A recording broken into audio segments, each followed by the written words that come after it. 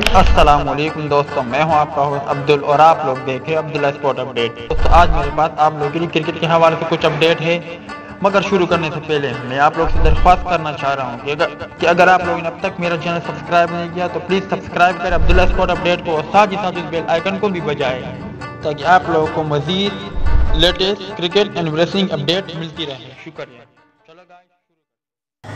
शर्जील खान बेकसूर, नजम सिटी को तलबी नोटिस जारी कर दी गई है। 2.5 साल की मुअत्तल पाबंदी के साथ 5 साल की पाबंदी की सजा पाने वाले पाकिस्तानी ओपनर शर्जील खान की बेगुनाही की गूंज सेनेट में सुनाई जाने लगी है। ये और दीगर माली मामलात के लिए सीनेट की खुसूसी कमेटी ने चेयरमैन पीसीबी नजम सिटी को तलबी के लिए नोटिस जारी करने का फैसला किया है। स्पोर्ट्स फेडरेशन की कारकर्दगी और मिसाइल का जायजा लेने के लिए कायम की गई सीनेट की खुसूसी कमेटी के इजलास में नजम सिटी ने शिरकत न की, जबकि पीसीबी की जानिब से चीफ ऑपरेटिंग ऑफिसर सुभान अहमद शरीक हुए। कमेटी ने आइंदा इजलास में नजम सिटी की शिरकत यकीनी बनाने के लिए इन्हें तलबी नोटिस भेजने का फैसला किया है।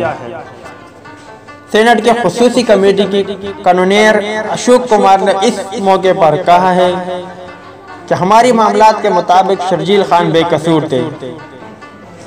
इनके खिलाफ करप्शन का कोई सबूत सामने नहीं आया, लिहाजा किसी खिलाड़ी के साथ नाइंसाफी ना की जाए और अगर पीसीबी के पास सबूत है तो इन्हें सामने लाया जाए।